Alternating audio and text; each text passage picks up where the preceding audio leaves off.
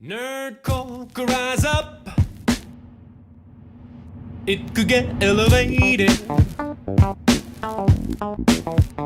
Nerdcore could rise up.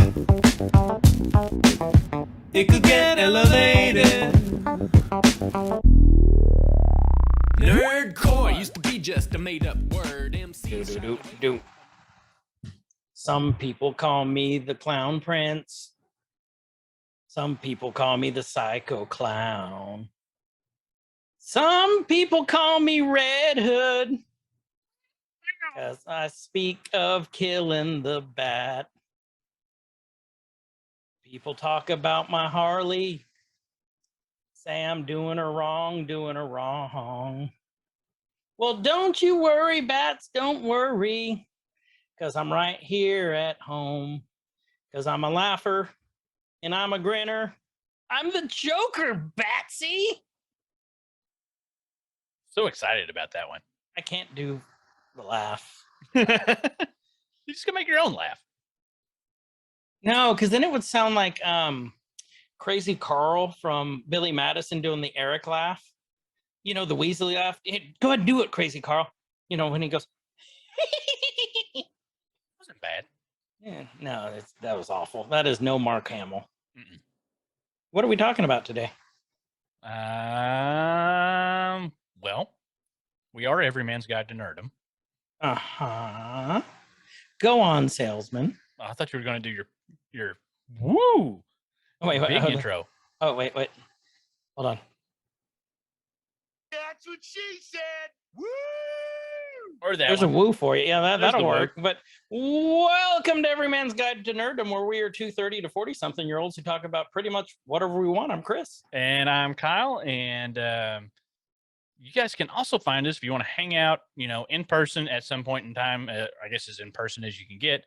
We do stream on Twitch, playing video games poorly with the community who play Very great. poorly. Yeah, the community's great. Chris over there streams under Guyver Unit 01. It's GUYVERUNT 01. I stream under KSIG, K_SIG. If you guys want to play with us, there's Wait.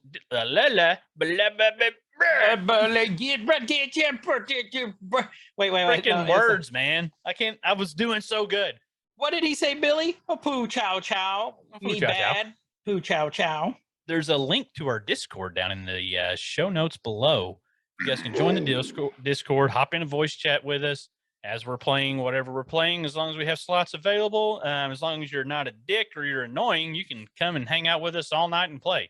If you're a dick or you're annoying, then we're going to kick you out. I feel as if this has happened recently. Possibly. So for everyone who was playing, so we've been playing, I'm not going to go into details, but we've been playing Unfortunate Spaceman on Saturdays. So Spooky Sus Saturday. Spooky Sus Saturday. I like that. It has been a great time with the community. It started out with 4 of us, and then it slowly got to 5 when Kinetics joined up. And then they tell 2 friends. And then we got on and so Prom, on. nom. Got She Prom noms Nom. on our damn faces. We got Baby Bird. We got Kinetics. We got Chof. We had Banner. We had no, he's not Legion anymore. Infamy. He's evolved. Because The Legion of Infamy. We'll have Doc with us. We'll have everybody. You guys just come hang out and play. It is a great time because think of Among Us, except with higher graphics and a lot more fun. Yeah, it's a good time. It is a great time, and we've had a good time doing this. And if you're a dick, you can play with us once. We'll leave it up to the community, to the tribunal, tribunal. So that's what we do. If you guys want to hang out with us and join the Discord, there's lots of conversation going on there. But tonight, depending on when you're listening, we've got something serious to talk about. It's no joke. It's no joke. It's no joke, Batsies. It's time to go to the tribunal. Oh, that was good. What? I'm sorry, I killed that joke. It was a killing joke. Sorry. That's fine. What are we talking about? We're talking about Joker. We are talking about Steve Miller Joker. Band? Yeah, Steve Miller Band Joker. We're Oh, talking okay. about the character that is Joker and the many iterations and there's no way we're going to be able to cover everything that can be covered about the Joker in whatever time frame we decide to stop this at. Right. We can't. It's just something that's fun to talk about. Just an iconic character. If we don't cover the thing that you want us to cover during this, because somebody's probably gonna be like, "Oh, you left out." Well, we probably will leave out something or lots. I of guarantee things. you, the Joker's history is so Justin. long and very. Justin, no. I texted him Oh yeah. to ask if he knew what he knew about the Joker. Mhm. The Joker, and he said, "I know as much as the regular person." Oh, that's me. Okay, we can't have two of that on the show then. No. So I asked him. So Hughes, open rain, open fire. Let her rip. But yeah, Joker's such a interesting character for one to talk about, just because there's different versions, right? We say different versions, just different iterations. We're talking, we can call it multiverse or whatever you want to call it. It's just like any comic book character gets reinvented. The Joker changes with the times, but without changing, if that makes sense. There's a core set of psycho things about the Joker that get manipulated and molded and involved. And then, these different versions that we see, and then we're going to go through a lot of the different versions of the Joker that's been seen over the years, from the first appearance to the latest appearance. There's different things that the Joker does that fits the times that he's in, or that he's been written, or that makes him more modern or relatable. But there's still always these core things about the Joker. The laugh, the look. Even though the look changes, there's still, like, the Joker as a villain when you see the Joker. And that's what, other than being Batman's arch nemesis for 80 years now? 81. 81, 82? I think it's 81 now. Yeah. So iconic, and that's what we want to talk about, because like everybody, even if you're not a comic book nerd, even if you don't watch if you've never watched a Batman movie, you still know the Joker when you see the Joker, when you see somebody dressed up as the Joker. I mean, this, you know who that guy is. You know who that guy is, and has inspired tons of other things. You see influence of the character of the Joker in so many other media forms and things, that just such a cool character to talk about. So that's what we wanted to hit on tonight, and do a little, brief rundown, some facts, some history, and then just like our thoughts and what we think about the Joker, and what the versions that we've liked, and ones that we haven't liked, which is probably very few. Because he's such a great character. And like we said, easily moldable. So when we go through these characters, you guys can kind of go along with this. You can see how, Leto's Joker is totally different from Nixon's Joker, from, if we're talking about just like live and in person. Ledger's, Hamilton's. I mean, and then, just on paper, the Joker from 1940 versus the Joker in The Killing Joke, like different Joker, but still the same Joker. Like, there's things that tie together. So they've done it so well. We'll talk a little bit about I don't know if we want to say controversy over who actually gets credit for creating the Joker, because there was quite a bit. There's different recollections on whose side you believe. And then there were some things that came up like later in time, after one of the alleged creators passed away. It was just, I thought, was kind of sus, since we're going to use that word. Like, oh yeah, now we're going to give him credit because he's dead. But now we don't have to pay him. Yeah, now we don't have to pay him. So yeah, when's the first time we saw Joker, Chris? So the first time we saw Joker was Batman #1 in 1940. Isn't that just nuts to think? Like, I mean, you think of Superman being super old, because the Action Comics #1. Yeah. You think of that, and you see, we've all seen the one that went up for like one of the few surviving copies that has survived and went up at what is the big auction? Not Macy's. Southern or crap.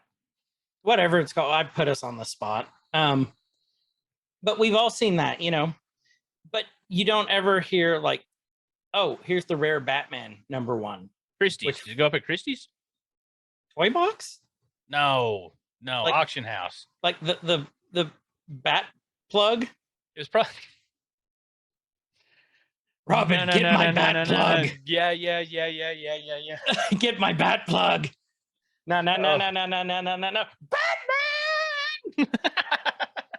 Batman. Yeah, I think you're right. I think it is Christie's. Either Christie's or Sotheby's, one of the two. Those are like your two big ones. But you don't really see that. But like Batman's 80th was last year or the year before. I can't remember. I think it was last year. And it's just nuts to think Batman is 80 years old, and so is the Joker. Mm-hmm. And if you think about it, Joker and Batman were both written during the war, The war. World War II. Just I don't know. It's just kind of nuts to me to think that that it's that old, and it survived the test of time. Mhm. I know we went off topic, but that's how we do it around here. We're 85 the staying episodes in. power. When you have a good character, a good base for a character, it can stand the test of time. I was looking to try to see how much it sold for. You're talking about Action Comics #1. Yep. There was a copy in 2014 that sold for 3.25 million. Jesus. It's the most. There's probably a more recent one, but yeah, it's just nuts. When you found And that just shows how big a part of our history as just humans that this type of entertainment is. Mhm. It's just not just nerdy shit. my Yeah, chair at work is the Secret Labs Batman chair. I've seen it. I love Cool. Batman. I love Batman. I love What? Batman. You just gotta get that out there. I love Batman. He's one of my favorites. Just Mhm. as he doesn't have powers besides he's rich And that and reveals some super power. smart You and know, good looking and fit. And it's been said several times. I'm very partial to the non-powered superheroes. Mhm. It makes me feel like I have a chance. I'm Fat Man. You're fat man. I'm fat. When he's like, oh, I'm 5'8". Ooh, jelly donut. Yeah. Ooh, piece Nothing of in my candy. freaking utility belt but croissants and donuts and insulin. So, And regret. and regret. Why does that one say regurt? We don't talk about Don't the worry regrets. about it, Don't Bobbin. worry about it. But yeah, so first one was Batman #1, 1940. Bill Finger, Bob Kane, and Jerry Robinson were credited with the creation of Batman and the Joker. Now credited. Finger was the one, if I think I'm getting that right, that didn't receive Credit. full acknowledgement and credit until, but he did posthumously after he passed away. And so there's, he got the late credit with it. But they all influenced, we all know, Kane, Bob Kane, he's Bob the Kane. definitive. the definitive. But at one point in time, I think Kane even said that like a big portion of the Joker and even Batman, I think at one time he was saying like 80% of the story and the everything that happened with the Joker was Finger. Mhm. He said that after he died. Which to me is nuts. Yeah. And it's like, no, we're good friends. Is he dead? Okay, yeah, he can get some credit. Yeah, we'll give you some credit. The look of the Joker was influenced from, there's a silent film in the 1920s called The Man Who Laughs. I'm going to screw up the name of the character. He was played by Conrad Veidt. Veidt. The character was named Gwynplaine, which this Like Guinevere. And The Man Who Laughs was was an early silent film influence from a story, I think in the 1800s that was written. But if you look up, if you Google an image or Google, just The Man Who Laughs and look at that image, it's pretty obvious. I'm doing that right now. The influence, yeah. Look it up. I was going to put a picture in the show notes, but I forgot. But Oh wow, yeah, that cover. Mm-hmm.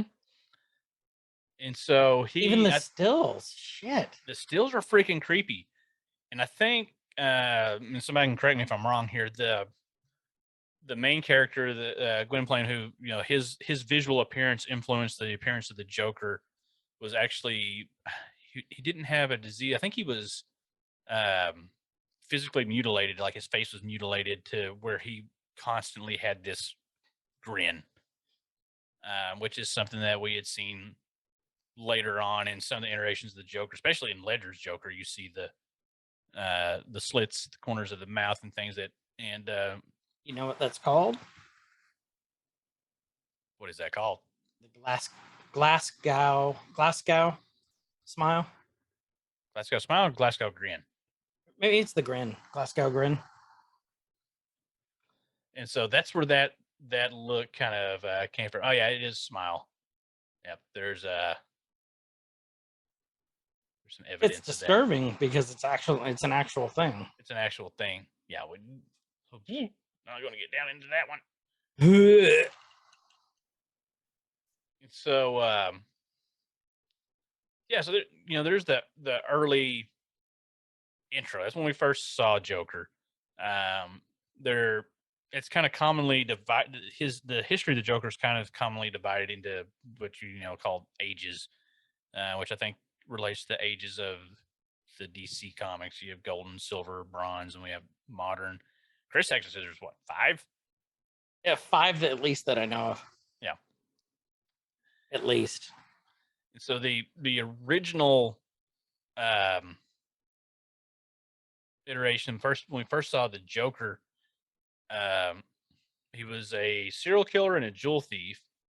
The Joker venom was present then, which he would poison his victims with, and they left him with that smile, that chemically induced, or the venomously induced, you know, grotesque smile. And something that's very interesting going through all this was the Joker was intended to be like a one and done originally. The original thought was there was going to be this bad guy and Batman was going to kill him, and that was going to be it. And guess what didn't happen? That didn't happen. And the reasoning behind this actually kind of makes sense, and I'm really glad that they didn't listen to reason, because we wouldn't have had the Joker. But Bill Finger wanted the Joker killed off early because he felt that Batman having an adversary that just keeps coming back and keeps coming back takes away from the Batman. It makes Batman seem inept. Weak and inept, that he cannot finish off his foe. But that's Batman's thing. He doesn't finish off his foes. Batman doesn't finish in a timely fashion. Just a lingerer. Batman doesn't finish. Did you finish? No. Why not? Batman. Viagra. Badagra. Mm-hmm. Take your little blue bat pill. It's a suppository. Alfred, bring me. Okay, anyway. So,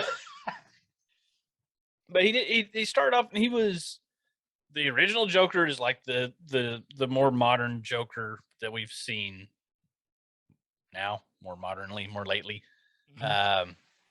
But there was a transition that slowly happened where he went from like crazy killer to, you know, wacky prankster Joker, kind of more the version of the Joker we saw in the 60s, the Romero Joker, that and that started actually in the comics.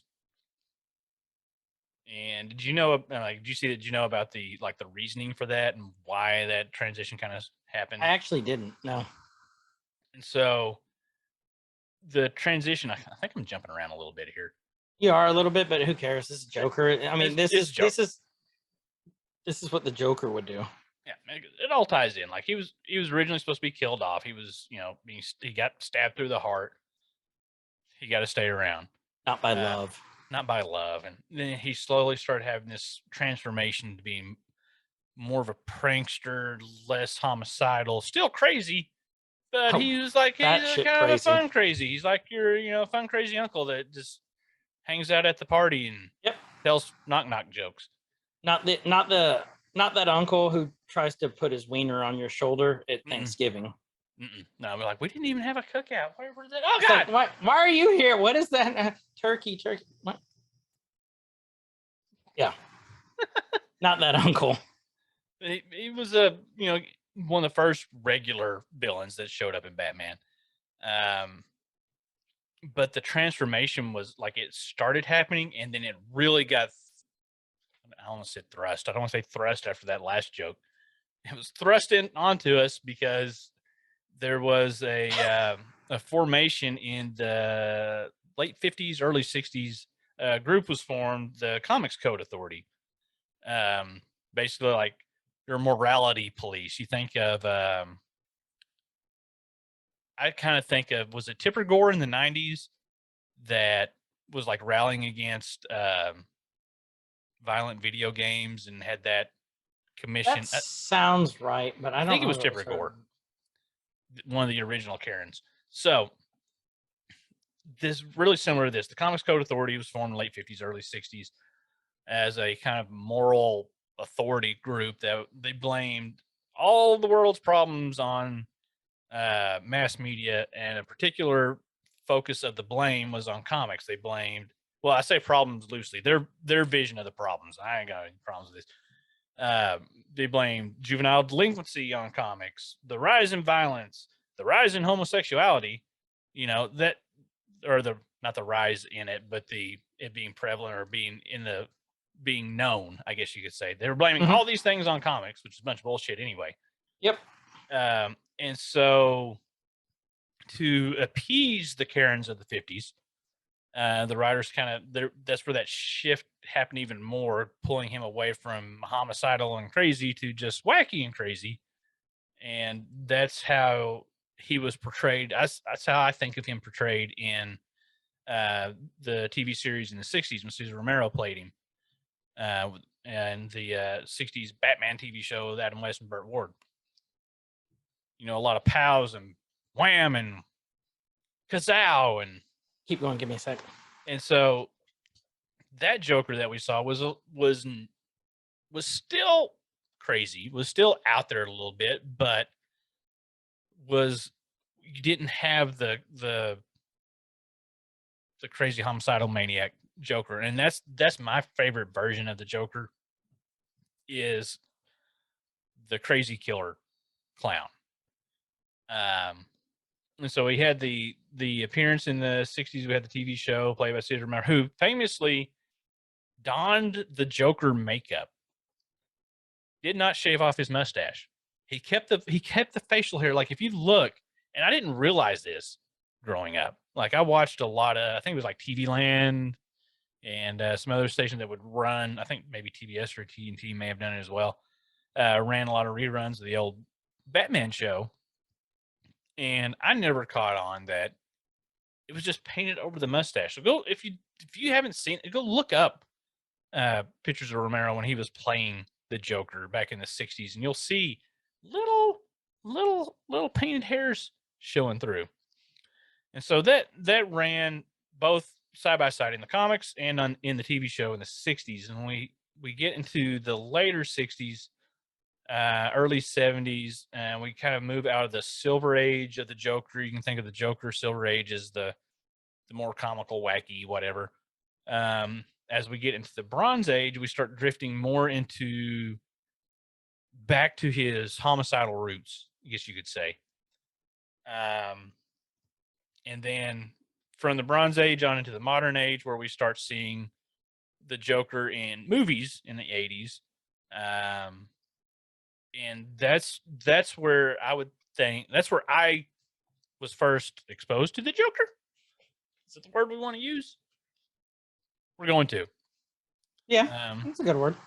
I think the Tim Burton Batman movie, that was my first exposure to like actually immersing myself in seeing and learning about the character. Like I was aware, everybody knows Batman and Joker, even from a little, small age, that, but that was my first big exposure, was in that movie. Yours was probably prior with comics, I'm going to assume. Yep. I'll tell you, comics and Batman, the TV show. Well, yeah. Well, okay, yeah, I did have that, I guess, before the movie came out because I did Mhm. get to see some of those reruns and things. But seeing the Joker that I really liked, that would have been Burton's Batman movie. Who we'll go into that too, Mhm. because Okay. that's not your typical Joker. No, but I'm really curious to hear your take on that and comparing that. So there is no definitive Joker story, origin story. There, because I think they kind of got into this hole and then they got in so deep that they couldn't get out of it to come up with the one origin story. Like Wolverine's got one origin story, Captain America one, Superman one. You know, they do retellings and reimagine it, but there's one story, right? Well, with the Joker, that I think goes along with his personality. Like the Joker's fractured mind. He's psychotic, sociopath, um, homicidal. He's everything bad you can think of. He is, to me, the Joker embodies addiction, Yeah. and mental health. Because if you think about it, he gets obsessed with one thing, and he'll go all out, and he'll do anything to get what he wants. And that's usually killing the bats. Um, I think that there's a quote from, and I know we'll go into the comic and the animated feature a lot more here shortly. There's a quote from The Killing Joke that I think like sums up all this really, really well. Because like you said, they dug themselves a hole. There's really not a definitive origin story. So some of it's left for up for interpretation. But in The Killing Joke, he said, "If I'm going to have a past, I prefer it be multiple choice." And I think that really wraps up the whole mythos of the Joker really, Mhm. really well in one little sentence. That there's nothing definitive. There's like nothing definitive. There's all depending on what you hear, what you believe, or even what he wants you to believe, or wants you to think he wants you to believe. There's nothing definitive. The only time that I can think of that there was something that was semi concrete, and it didn't, like we said, this is all, extended universe, multiverse, however you want to look at it, the different versions. The only version that I can think of where there was at least a halfway set in stone origin story for that story that the Joker was involved in is in Burton's Batman, because you see where Napier came from, Mhm. or how Napier turned into the Joker. And there's been different, names in the past, It's multiple names. multiple And names. Burton's is the first one that came up with Jack Napier, Yeah. if I remember correctly. Burton's was Napier. What was in Well, what was and Joaquin then Phoenix's Joker? It's Arthur Fleck. Arthur. Yeah. Yep, Arthur. But then there was also, I have it in the notes here. Hold on. In Batman Confidential, Mhm. he goes by Jack. But that was 2006. Okay. That was issue 7 through 12. Career criminal becomes obsessed with Batman. And what the difference is on this one is Jack, versus any other Joker origin story, is that Batman gave him the grin with the batarang. It ripped his face, ripped his Ooh. mouth. I don't That's know what's that one. that's what's completely different about this story. But again, Jack Napier, Napier. It's he like was rapier with a the sword with a napy. with a napy. He was the one that was the one that gave him that name, which was different than any other Joker origin story we had. Mhm. So you did a whole section here for origins. I want to hear you talk about. So your first one was, the first Batman, but that wasn't really his origin story. The first origin story that I can think of was Detective Comics 168. And that's where he was the Red Hood. And that's where it gets fucked up. There's different iterations of the Red Hood too, because this Red Hood was, he was in every representation. The Red Hood thinks he's some sort of good guy. Like in his own fucked up way, Yeah. he thinks he's doing good. Well, most villains kind of. No, they do. They think they're Yeah. doing it for the greater good. But Red Hood has like this stronger sense. It's my opinion, of course. Yeah. But I get what you're. I mean, I get what you're saying with it. Like, yeah. Like he legitimately. Yeah. He thinks he's doing it for the greater good, not necessarily even greater good, but good for him. He thinks he's doing good work. Red Hood is such a complex character. I really love him, and like the first iteration of Red Hood was literally a shitty Red Hood. With I believe it was a rope tied around it. It was almost, and this is the best way I can describe it, so don't get mad at me. It's like the old lynching hoods that you used to see. Yeah. That's what it reminds me of. Well, not necessarily. Wouldn't even necessarily be lynching. Like if somebody was going to be even publicly executed and hung, they would throw a hood over. And like those. It's the old like burlap sacks or potato sacks or whatever. Yeah. They put them there. So like when he was becoming that, he was like throwing it on. He looks at the guy next to him. He's like, first time, and just No El Guapo. So that was the first iteration. Then we talked. You brought it up. Killing Joke. I've got what I have down there. Yeah, it really is. It's the best known and most frequently cited Joker story, especially like origin wise, or at least Joker story. Let's talk a little bit since we're on that Red Hood in there, and that's like fresh in my memory right now because I just recently watched the. And I haven't read or watched it in a while, so you go ahead. Well, and you brought it up before to show that there's some differences in the animated film and the books.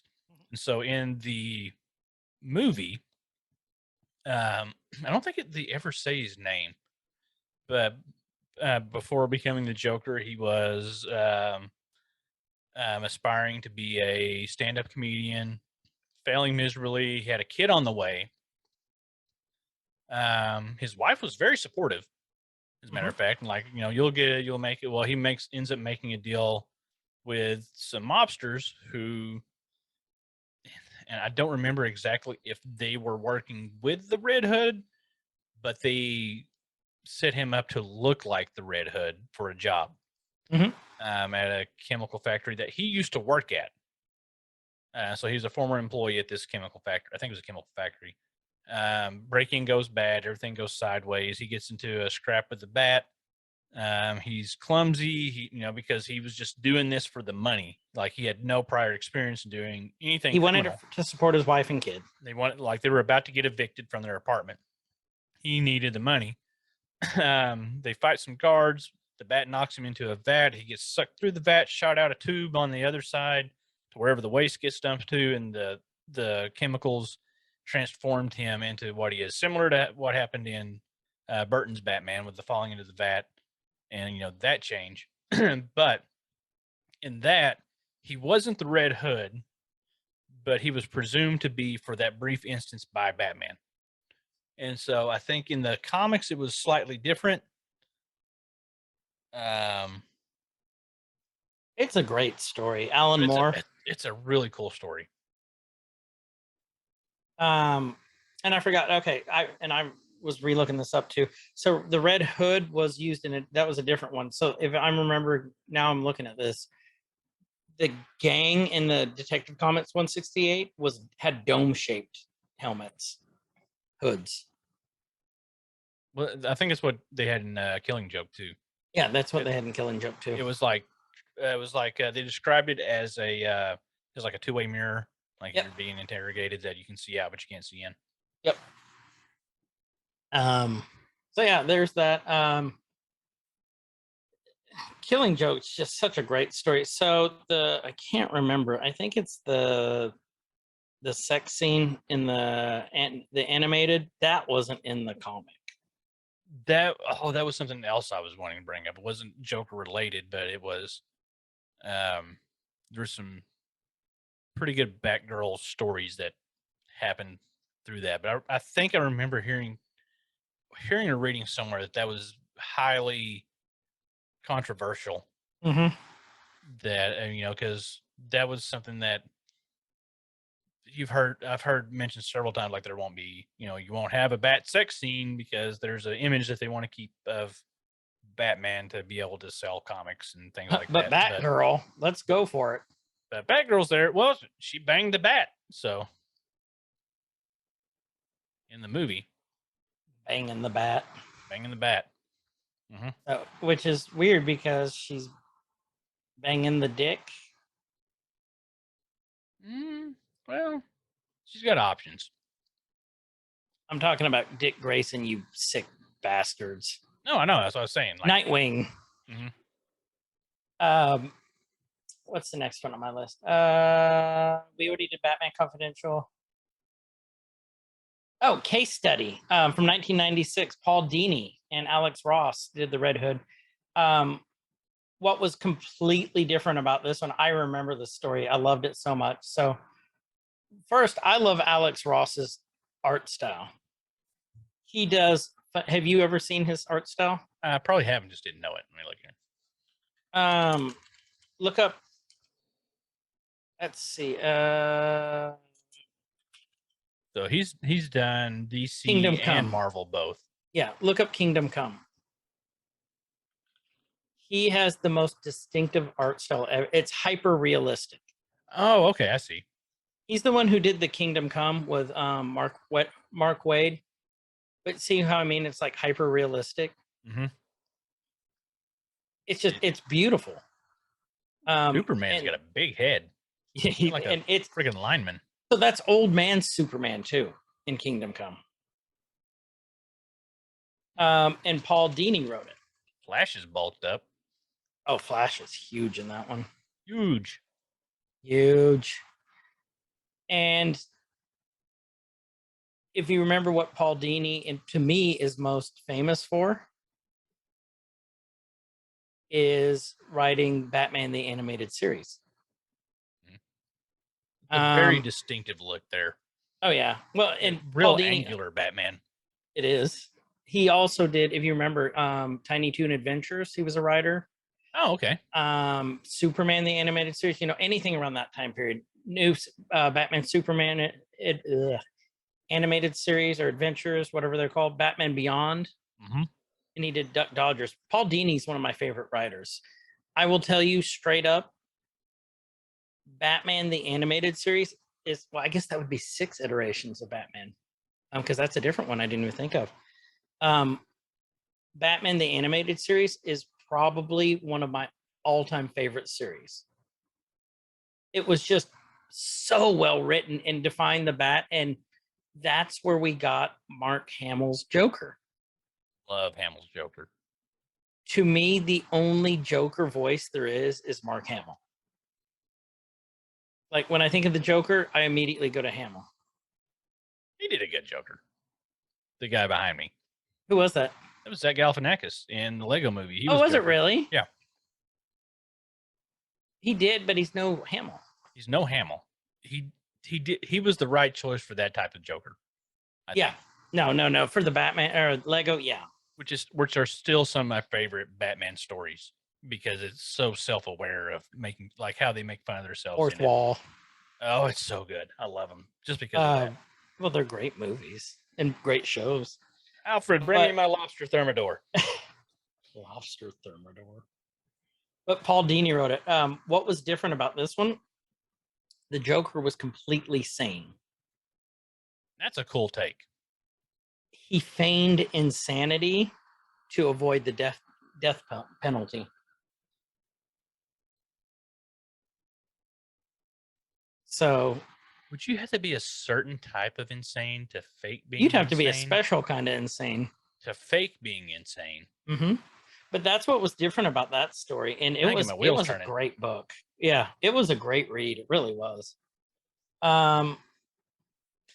Then we had Brave and the Bold. Brave and the Bold. I love Brave and the Bold. So Brave and the Bold is Silver Age heroes. It's like the old, like, come on, old chum. Mhm.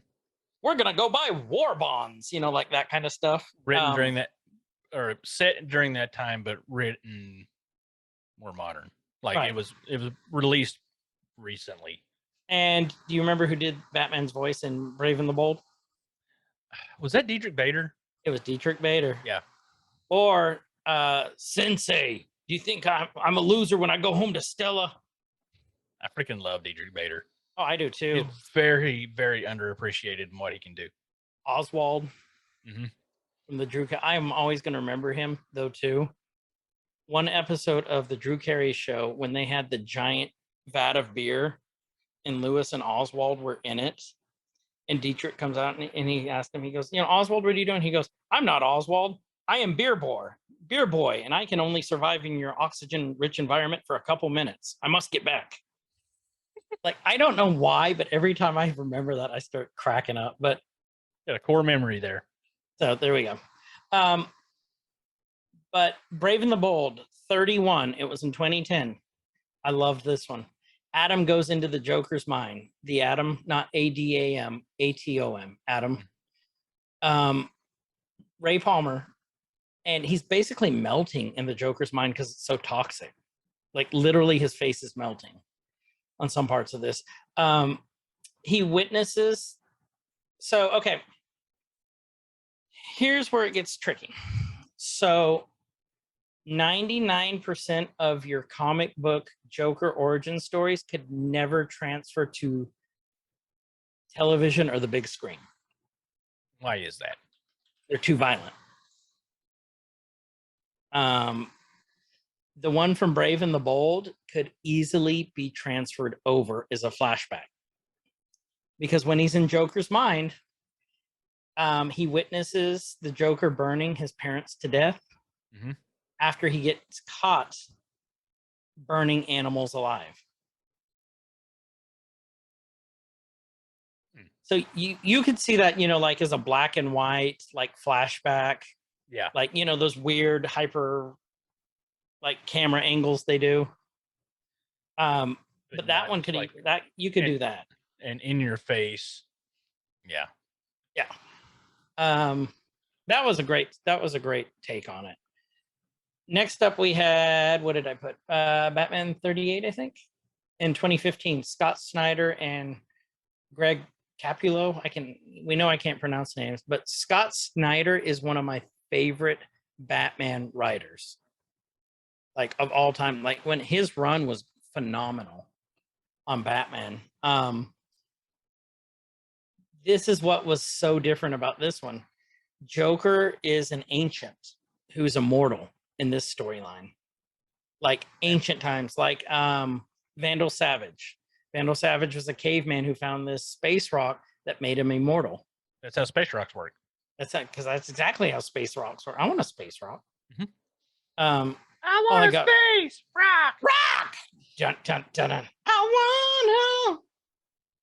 See, and there's your connection right there, because D. Snyder is also probably immortal. He's like 70-something years old and ripped. So there's Snyder. There's your third Snyder, and he still looks the same connection. Yep. So D. Scott, D. Zach, all the Snyders. God, that was a good one. All the good Snyders. All the Snyders. So what was different about this story was Joker in ancient times found the Lazarus pit instead of Ra's al Ghul. And we know after you go into the Lazarus pit, it makes you crazy. So after multiple times of dying, that they're saying that's what made Joker crazy. And later in the run, Spoiler alert. Yeah, later in the run, I think it was last year maybe it was 2 years ago. COVID, fuck you. Like, I can't remember. Like, all my years are blurring together right now. There was 3 Jokers, and it's all in the same universe. They're all there. All 3 Jokers represents a different origin story of Joker. There was Killing Joker. There was the Red Hood Joker, and then it's either current or New 52 Joker. Just tied all those together. All of them. And then there was another Joker origin that I didn't put on this from New 52. We'll go over that here in a minute too. Okay. Our next iteration was Batman the movie, Tim Burton, from '89, where his name was Jack Napier. That gave a very definitive origin story for him for that universe. Oh, 100%. Honestly, that was one of my favorite portrayals of Joker. Oh yeah, like there's, and like, Prince wrote a song about Batman, so that was awesome too. Like I said, there's we may have a little bias because that's the first Bat movie that we know first of. Bat movie, first time we see him on screen. Other than but like not the 64 Batman. Not the 60 this was like Batman. A real gritty Batman. Like this was good. This we're not going to talk about the middle of the 90s and the nipple suits and all that, but when things got weird and wonky and whatever, I liked him at the time. I didn't know any better. I apologize, but that representation, like I still remember, like there's just scenes that stick out in your head of how he did crazy in a different way. Like he did crazy in only a way he can do in The Shining. Yes. Like he's Shining Joker. You think about it. Okay, so anytime we've seen a visual representation of Joker on screen, there's usually like tons of laughs. Like even Hamill's Joker, that laugh is iconic. Think how often the '89 Batman Joker. Think how often Jack laughed as Joker. I think he only laughed a couple times. Just a couple of times. So he was able to do a very convincing Joker without being over the top with the iconic Joker laugh. But that's Joker. You know what I mean? Yep. What you mean that where he did that deep breath? I can still hear this, even though I haven't seen that movie in years. And then he's in the shadow, then comes out. It's like the way do they get a load of me? That one. Yes. Like he's the only person that could, and he was the definitive Joker for a very, very long time. Yep. I agree with that. That we'll skip just around just a little bit. I'll bring us back in.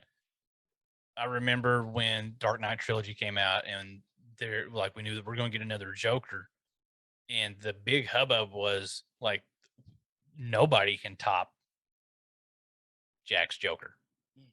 Nobody could top it. That was the talk up until the movie came out, and then everybody's surprised. like, "Oh shit! Okay, maybe there's a better Joker." Like.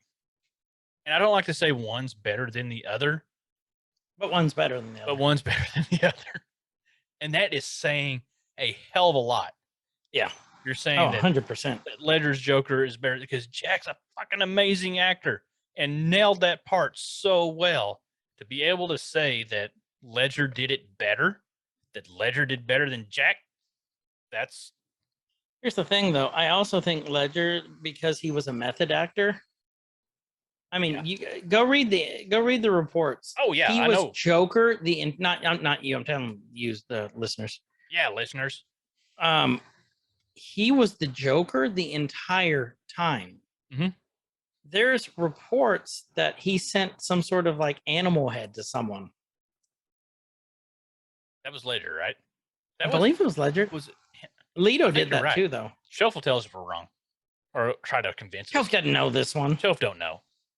Shelf don't know.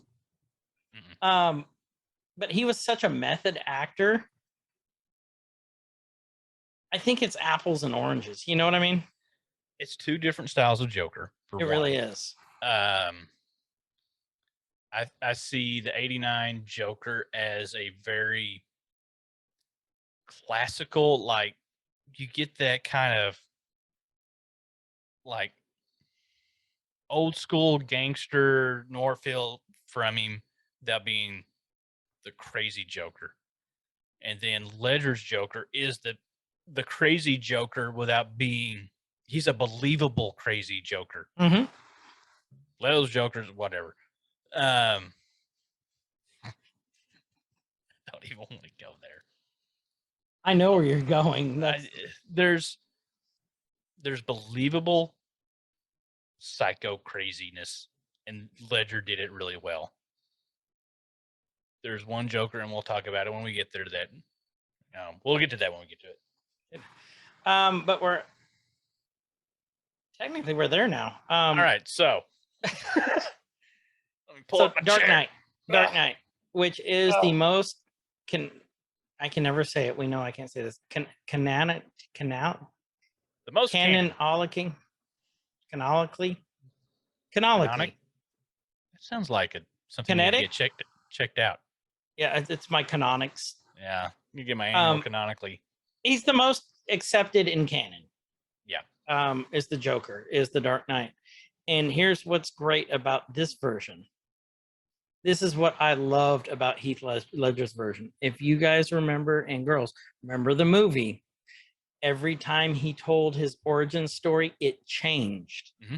It was never the same. Just like the comics. Yep. That's what I loved about that one. I know you're dying. Go. Oh no. I'm just like I'm agreeing with you. Like I'm just here. I know you have something you want to. Oh, I'm just replaying scenes in Go. my head of him playing the Joker, and just like how well he sold it, and the going back to what I was saying earlier, just believable. Like he was creepy, he was likable, and I think that's key to a good Joker. Is they have to be likable to a point. You have to like them enough that you have to question hating them. You like to hate them. You have to, well, yeah, and then you have to like to hate them. But there's a relatability of the Joker that appeals to so many people, about the outcast and shunned from society and all that. And I don't think that Ledger's Joker hung his hat so much on that outcast thing. Like, he didn't throw it in your face. Mm-mm. Okay. There's some iterations of the Joker that gets thrown in your face. We're probably getting ready to talk about. But Ledger's Joker didn't do that. Ledger's Joker, you knew he was an outcast, but he wasn't a woe is me outcast.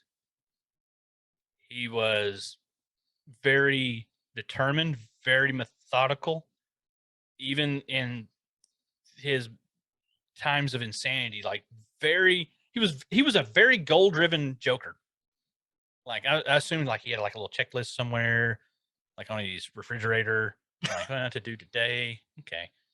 He put it in Michelle's underwear drawer. Yeah.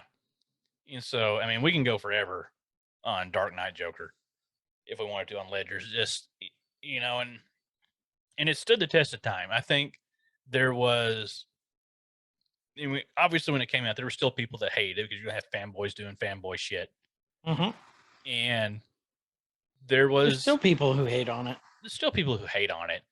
And there was a point to be made, whether you agree with it, disagree with it, or how awful it may sound, it's still out there that his death, so close to that coming out, a lot of people felt that skewed the vision of him being a great Joker, right?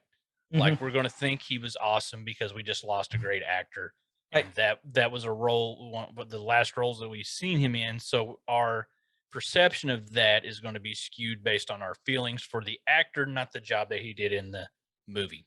Right. And I think that argument is null and void, because it still stands. You can go back and watch it, and without the blinders on of however you felt about him as a person, and losing a great actor, the blinders off and you go back and rewatch that, he is still a fucking badass Joker. Yeah, absolutely. So Absolutely. I can get off my soapbox now. Put it over here to the side. I'm getting ready to get back on it. It was a great movie. It really was. I remember how pumped I was and just how impressed I was. And like the whole where he blows up the hospital and it didn't detonate. That whole thing was ad-libbed. Like they didn't know what he was doing. He said, "I'm going to do something." Like, okay. So, and then yeah, I mean, if you read the stuff about it, like it blew up, like they thought it wasn't going to work, then it blew up and it actually scared him. Mhm. So He it just just went with it. He just went with it. He was great in it. He really was. The last one I have on this list, okay. Don't forget to remind me of Batman New 52. So Mask of the Phantasm, which was Batman the Animated Series with Mark Hamill. What was different about this one was Joker was a mob enforcer and a hitman for a famous crime family and not the Clown Prince of Crime. And Mask of the Phantasm was so good. It still stands up. Like I said, I can't get enough of Batman the Animated Series. It's like the whole, like the Almost Got Him episode. That was one of my favorites. And like anything with the Joker, and you know, they even brought him back for what is it? Justice League, and then Justice League Unlimited, where they give Joker his own episodes. And then, you know, like Batman Beyond, they had the Jokers, which was a gang in the future based off of Joker. So it's just all that shit. I love that. I eat that up. It's just so well written. It just draws you in. You know, you're one talking about the New 52. Let's go ahead and New 52. What was different about this one? I remember seeing this, reading this when it came out. So New 52 was a reboot of DC. And then they ended it after 52 issues of the stuff. like it was planned. Weird. But Yeah. you know, it went on for like 3 years, 3-4 years, something like that. It was a retelling of the origin stories. Like Superman had they all had different costumes. I liked the New 52 Batman costume. It was awesome. Very armor looking. Yeah. But what was different about this was it was different origin stories, like Batman and Superman, they were together in this one. That's a different 52. Superman and Wonder Woman were a couple. And they formed the Justice League with Darkseid invading for the first time. And Batman, you know, didn't know Barry, the Flash, or Hal was Green Lantern, any of that. Well, he knew, but they never met. Batman or Joker was in Arkham, and then they went looking for him. And I remember the end of the issue. It was either a coat rack or a nail on the door, and there's Joker's face on it. To escape where he was, it was I forget the guy's name. He's the doctor. He wears a pig's face and he modifies people. But to escape that, because he had Joker, and I can't remember if that was inside of Arkham Professor or not. Pig? What is that? Professor Pig? Yeah, it's Professor Pig. With a Y. Yeah, PYG, wasn't it? Joker cut off his own face, skinned his own face off, and wore a different face to get out. And then after that, you know, it was just, you could see the muscle and stuff. He wore the face again as a mask. It had like straps on it and stuff. I mean, it was terrifying. And this was just an even, I think, more psychotic Joker than there was. Oh yeah, cut his own face off. He really is. I'm looking at the images, and that is just so wicked. Joker face, yeah. And that's I want to say that's where Death in the Family was from too. Was New 52. Okay, are So you did- seeing the? So are you did he seeing the, do that so they couldn't read his Joker face? Joker face? Joker face. But are you looking at the picture of his skinned face on the wall? Hold on. I'm looking just at the picture of him. Hold on. Face on wall. Hold on. I'm sending it to you in the chat. There you go. Okay. Copy and paste that. Oh wait, hold on. Help if I give you the whole thing, wouldn't it? Mm-hmm. Because it also shows his mask. Oh, I see it here now. I see. Well, I saw the mask, but now, yeah, I see what you're talking about. It's just pinned to the wall, like a tile wall. Yep. Ugh, that's freaking wicked. But yeah, isn't that nuts? Look that up, listeners. Ooh. Yeah. Like that was such a. I remember how fucked up that was. So, you have that.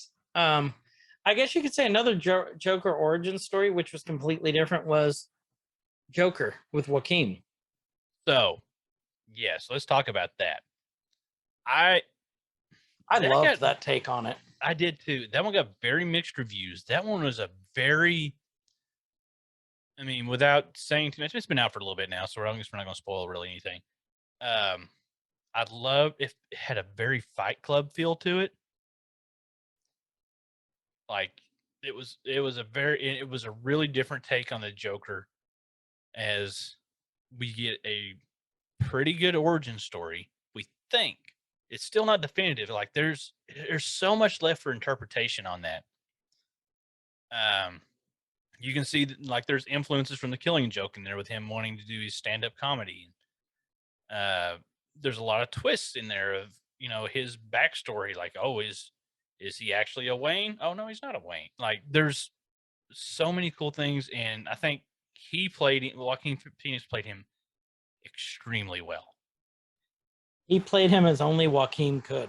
Only he could, and I think that Joker works best in that standalone story because I could not see that Joker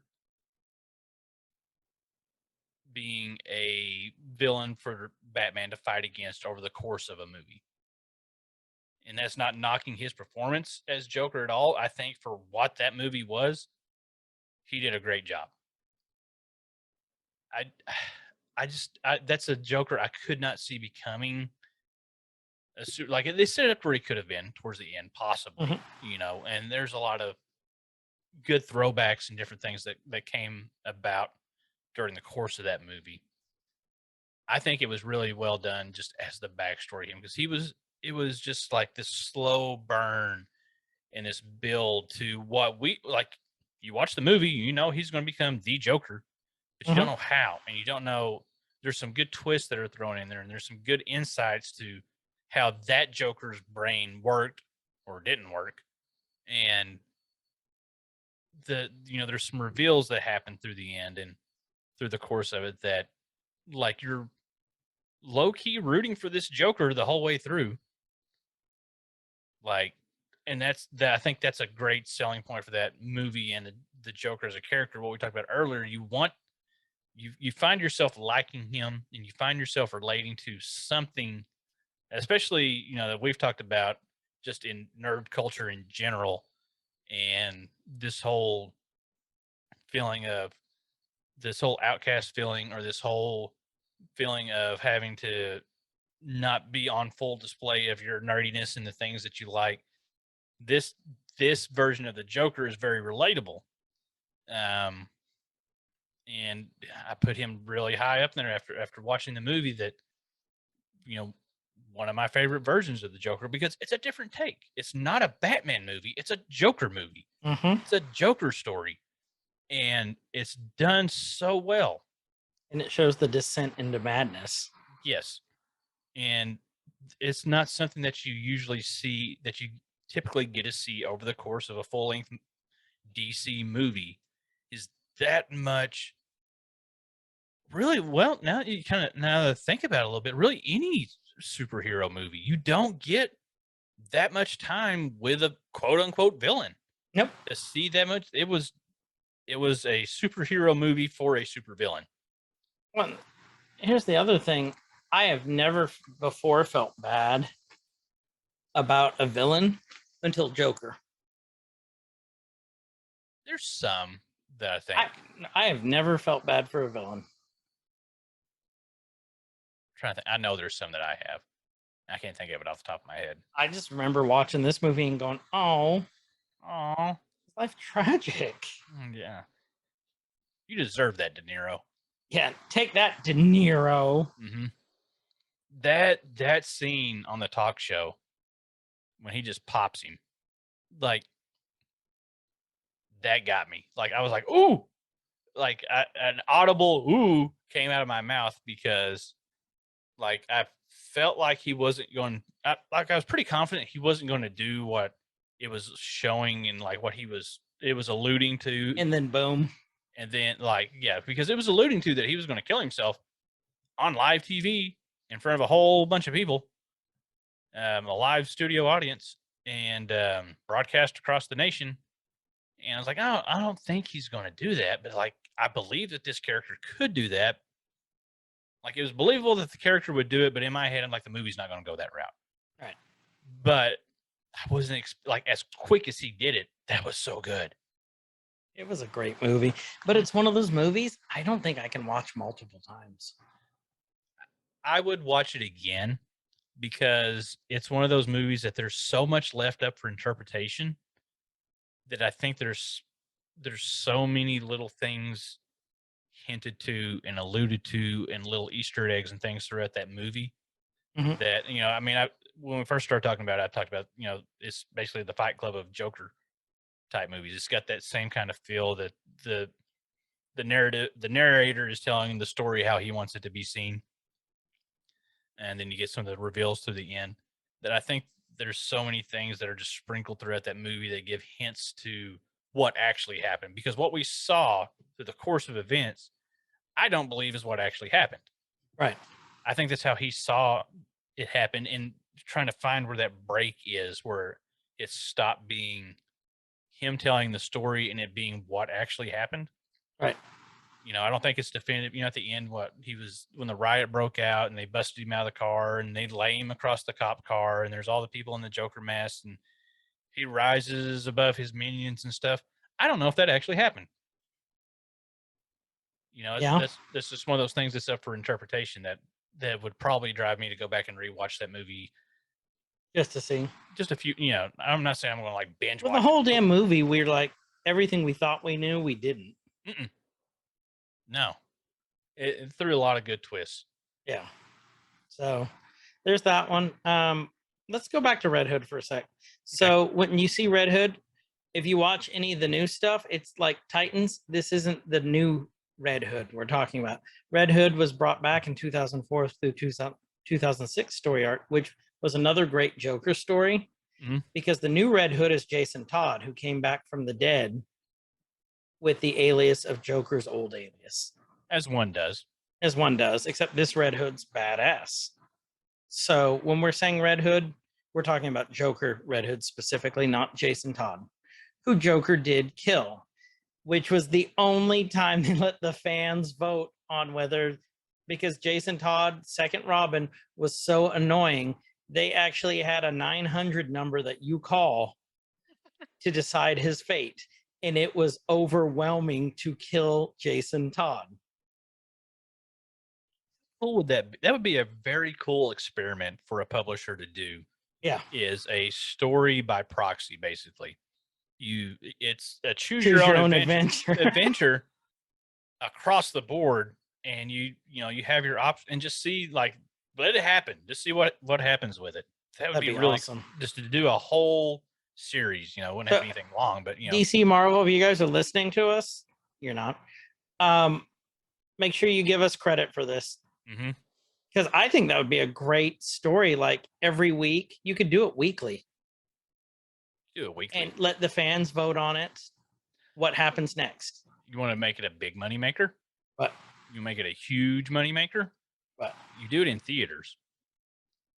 Oh, wow. And you have your preset options. You do the Right. choose your own adventure book as a movie. You record all the scenes. I think there's some like very short Netflix shows kind of like this. No, there is. Not terribly entertaining, but they're kind of cool. Like Oh, what's his yeah. name? Bear Yeah, Bear I died a Grylls. lot trying to play that. I do too. I always But- die. I'm like, Imagine if you had a movie released in theaters that had potentially 8 different endings right. and multiple paths to get to those endings. And you just had your phone in your lap. I'd pay and to you do watch, it. And you go and you watch the movie, and it's up to the audience in the theater at that time. You check in, and you're like, okay, I'm at the Warren Cinema at the 7:30. There's my show. I clock in. Here's my ticket. It matches up, and then everybody there votes. And every time you go watch it, you could end up watching the exact same thing again, or you get a totally different story. I'd do it. You know how many times people like us would go back, like, man, I hope I get a different one. Son of a bitch, everybody voted for the same thing again. I gotta go back again. Like, I'd do it. people rolling back and forth through theaters and paying multiple times for a ticket. There it is. I'd do it again. Marvel, 100%. I'd do DC, it. we want our commission on this. We want our commission on it, please. Thank you. I would pay a lot of money to do that. Movie by proxy. You wouldn't even have to pay a lot if you just charge normal ticket price. Which is like $20 now. Yeah, well, I'm not saying you have to pay above what the normal ticket price is, just regular ticket price. because you would buy another ticket. You turn like, all right, we gotta go watch it again because it's all the same thing. If you think about it, for one person, that'd be $80 a month. Mm-hmm. Yep. And then the hype for the at-home release, God. to where you could finally figure out a different ending that you wanted to see. Everybody would buy that. You don't release it on some streaming service. You just sell it. Yeah. Sell it by parts. It's Mhm. DLC. Oh, it's DLC for movies. Oh, we just came up with a terrible idea. Never mind. No, that's a great idea. All right, everyone, give us our cut. Mm-hmm.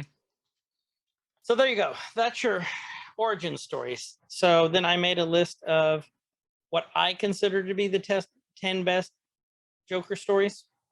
Okay. This is Chris's opinion alone. If you agree, cool. If you don't, fuck you. It's what I think. Clarify, we're not talking about Suicide Squad Joker, right? No, not Suicide Squad Joker. Like anymore at all. No. Okay, good. The All right, Jared carry on. Leto. Yeah, the Jared Leto. Like, That's what I was getting at earlier. The over the top crazy just to be crazy. That just, no, that was. they missed the boat on that one. I didn't like all the tattoos and the grill and the. I was fine with the majority of the look. It just it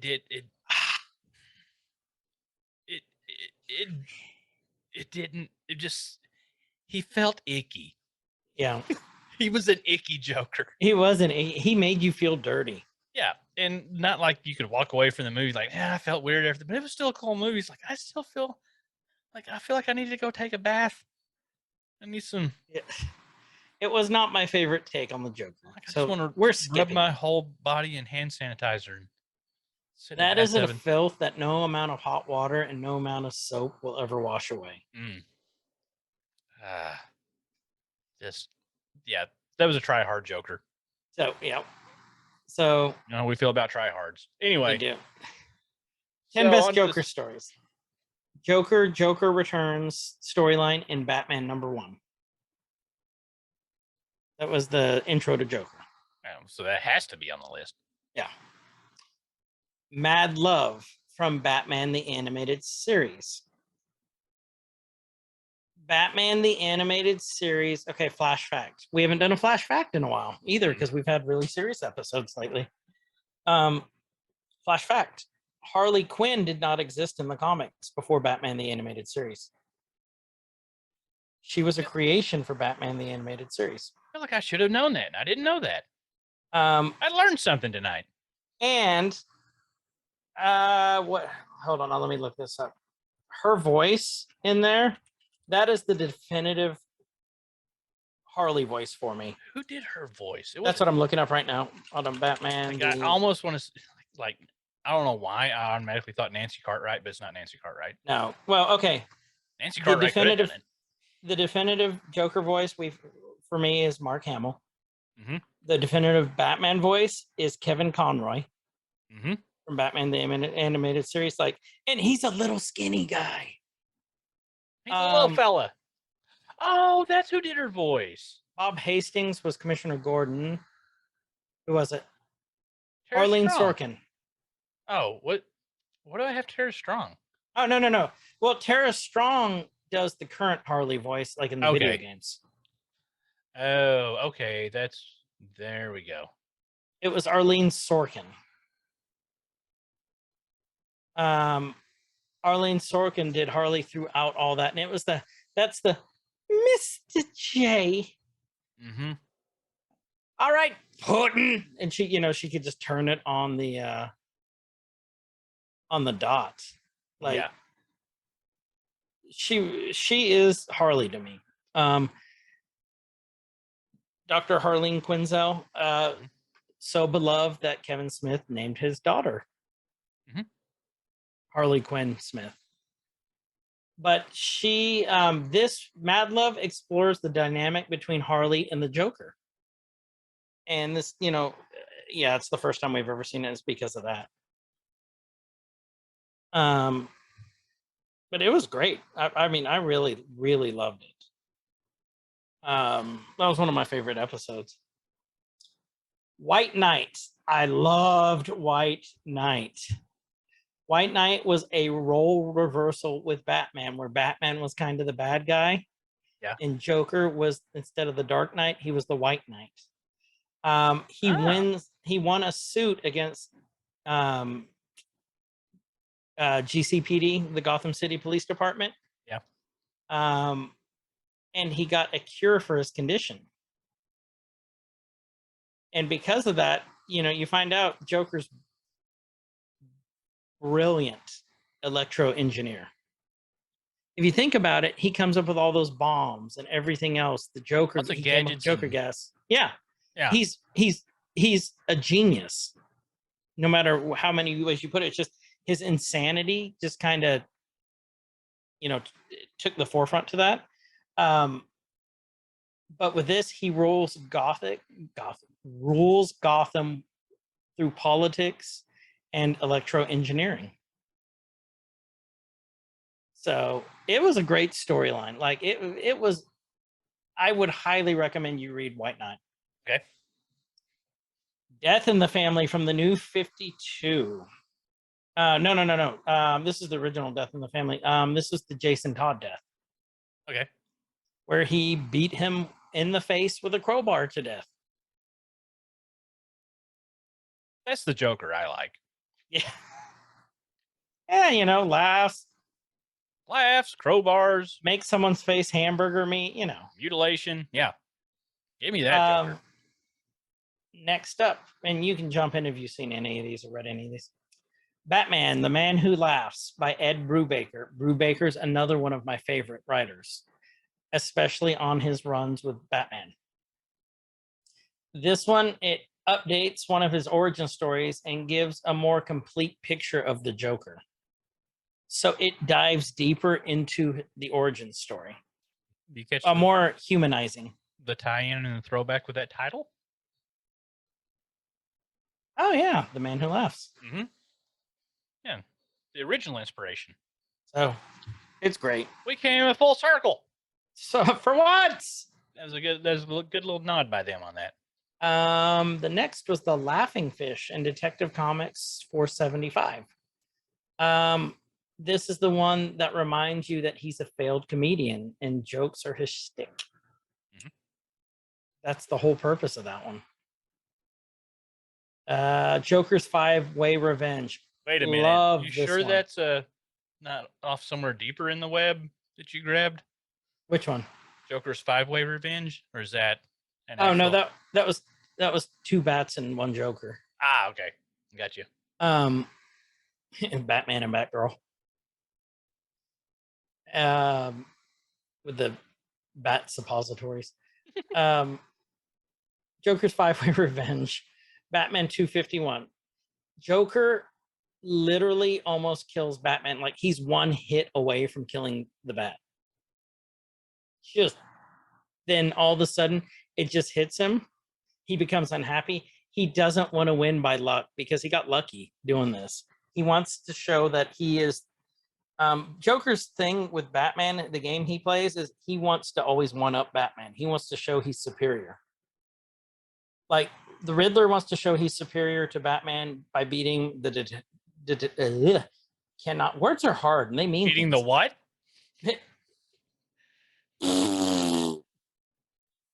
He wants to show he's the superior. Like Riddler wants The to show he's detective. That's what I didn't know. Where the you're detective. I think that goes back to the Joker 5-way. But okay. Maybe it is the Joker 5-way. He wants to show Riddler wants to show he's superior to the detective. He's smarter. Mhm. Joker just wants to one up Bats and show that he's superior in every way.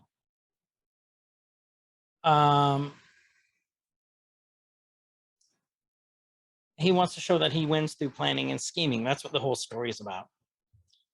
Soft targets, Gotham Central 12 through 15. Okay, what was different about this is the whole storyline of Gotham Central is told through like your regular patrolman's eyes or Bullock. You know, the everyday, it gave the human element to it. It's told almost exclusively through the eyes of the Gotham Police Department.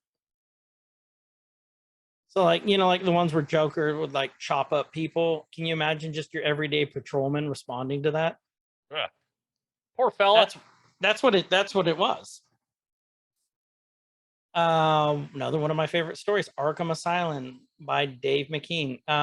First, the artwork is phenomenal on this one. It's not the polished Alex Ross.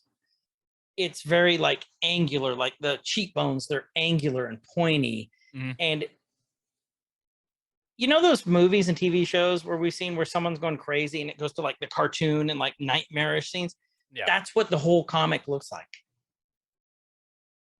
Just showing how crazy Arkham is and how insane the Joker is. It shows the disturbing side of the Joker, if you want to call it the disturbing, like, because he's in his element there. It's psychological torture in a prison of his own making, is what I put. For Batman. It shows how twisted Arkham is, and even more so when the Joker is in control. It's almost like a horror movie. Kind of looking at some of the artwork here. Yeah, look, it's beautiful. So yeah, I'm looking at McCain's. Is he the only one that did that? Yeah. That's so creepy. That is so creepy. It almost looks like the artwork reminds me a lot of remember those Are You Afraid or not Are You Afraid of the Dark? The Scary Stories books from like when we were younger. Scary Stories. To Tell in the Dark. I think that's what it was. And they did the movie off of it. Yeah. And so yeah, that's exactly what it looks like. Yeah. And like the lady Alvin who eats Schwartz. everyone. The Alvin Schwartz books, yeah. The artwork in that looks very similar. I'm like looking right now. Just the like the original. Well, not similar, but like similar style. I guess I guess similar. We'll go with that. But it's very similar. How many times are we gonna say similar? A lot. Well, that's similar to what you were saying. Yeah, I see. Do you think it's similar? I think it's similar. It's probably similar. It's probably similar. But isn't it gorgeous artwork though? It is. Like, and the story is really good too. Then I put The Killing Joke. We've talked about that like 3 times already. What's different about The Killing Joke is this story, I think to this day, he pushes Batman to the limit like no other story. So I don't, and you know, that was written in the 80s. So you know it's bad. So there's some, let's talk about the ending briefly. Yep. I think from what I've been able to read, excuse me, they did the ending of the movie almost shot for shot, frame for frame is how the comic ended. Like they were very true to the source material for that. And there's a lot of debate that at the end of that story, whether it's the comic or the movie, if Batman did or did not kill Joker in that moment. And it's one of those things that's very open to interpretation, depends on what you want to believe from it. I think they said that there's like, if you really crank the audio in the actual movie, you can hear like a crack after the screen goes black or after he's having, they're laughing together. That there's an assumption that he broke Joker's neck. Like that was his breaking point. Like he finally snapped, like the bat finally snapped, killed the Joker, because that was a big theme throughout that whole story, is that one of us is going to end up killing the other. And it's called the Killing Joke. I mean, did he kill Joker at the end? Did he not? That's something that's very interesting to me. I agree. It leaves you wondering. Mm-hmm. I think as much as I want to know, I mean, that makes a great story. Yeah.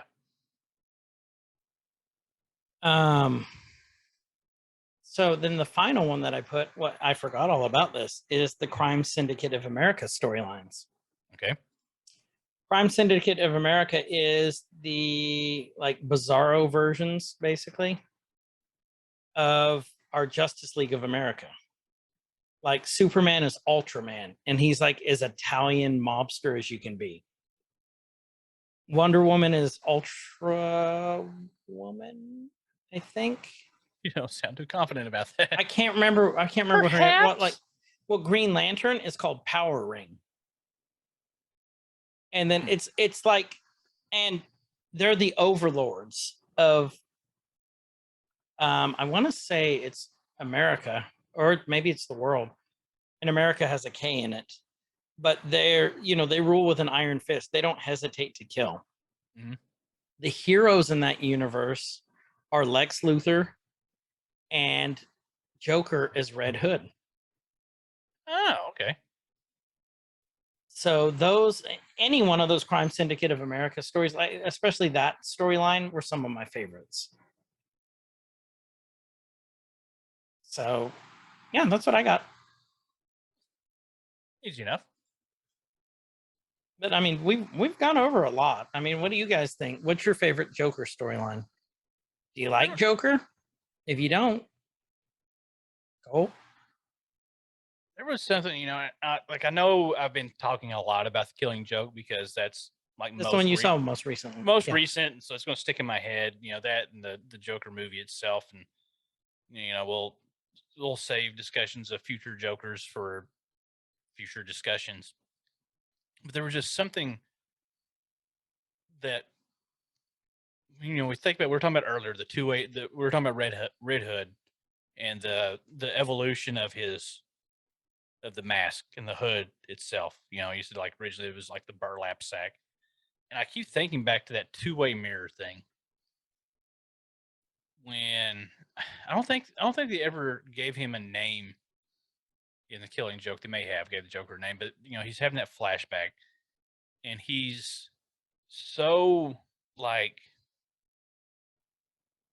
not anxious isn't the word I'm looking for. He's so nervous about putting that hood on.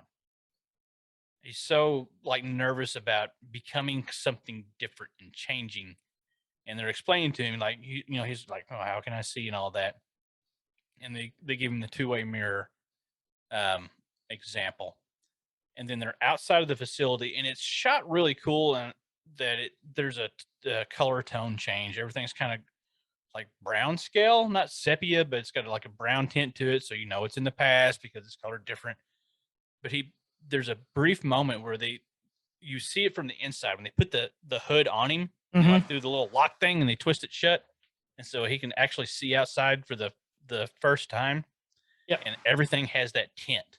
Like he can see, but everything's tinted it's got the red tint to it because it's that rear two-way mirror thing. And like at that moment, that's when you like actually know that Joker is really Mephisto. God bless it. Because of his vision. It's like the crossover that nobody knew happened. It's a Joker's Mephisto. Maybe, baby. So Maybe, baby. Maybe, baby. Now you fuckwads who say I'm not a model can munch my brunch hole. you're not that upset about it. That was a good one. That was a really good one, but I'm sitting here thinking about I'm like, oh yeah, I love Killing Joke. Oh, I love that part. Oh, that's a great part. Then I'm like, uh-huh. Yeah. Real gin. I didn't catch any fish at the lake today, but I caught a lunker on the show. Hooked, line, and sinker. Hold on. Ah, he got me again. It's been a couple episodes, but he got me. Been a bit. It's been coming. So yeah, you guys join the Discord. Look in the link below down in the show notes. Join the Discord. Tell us your favorite Joker. We have a channel for episode discussion. Tell us what your favorite one is. Tell us what your least favorite Joker is, and tell us why it's Jared Leto. And then justify it. I'm really interested to hear what you all think about this. Yeah, I mean, Joker. we're throwing a lot of hate. He put his best foot forward, but it was just an icky Joker. He did better than we could. I don't know. I would have had to shave. I want to see a bearded Joker. It'd be hard to do with the makeup. Yeah, that's true too. I mean, you can cover the mustache, a la Cesar Romero, but I don't know about all the thing. But yeah, I want to hear what you guys think. Like, do you not like the Joker, and why? Like, there's probably probably tens of people that don't like the Joker, and if you're one of them, like, I want to hear why. Talk about it. Let's have a discussion.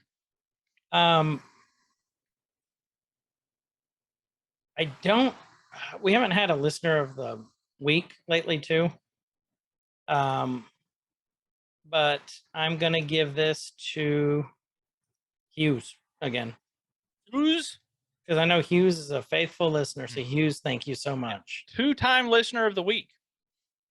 Double achievement. Put that on your resume. And we're actually picking up in a lot of countries now too. Nice. We are in like 3 regions in France now. Germany still continues to be strong. They're actually, remember how last time they were at like 1%? They're at 2% of our listeners now. Like these new listeners, where do you come from? We come from France. Come from France. But Germany's our number 2 right now. Canada, you're slacking here. We're going to need you to pick up the pace. Yeah, come on. You fall into number 3. Prom, we need you to start telling people to listen to us. Yeah. Ireland's on here. Because this show is also available in Canadian. It is Yeah. The United Kingdom and Brazil now. Brazil. So maybe we need to do a capoeira episode then. Maybe we. Hoo-ha! Hoo-ha! Now, why do I sound like Johnny Bravo? Capoeira. Brazil. Hoo-ha! Ha-ha, mama. Yeah, just let us know. These are labors of love for us. We enjoy doing these, and we appreciate you all letting us ramble on for hours at a time. We didn't go too long this time. We kind of went longer than I thought we would. So, but with that, this has been Every Man's Guide to Nerddom. I'm Chris. And I'm Kyle. And wherever you guys are, have a great evening, night, morning, whatever time it is. And please be good to each other. See ya. Nerd Coke, rise up. It could get elevated. Nerd Coke, rise up. It could get elevated. Nerdcore used to be just a made-up word. MCs shied away from.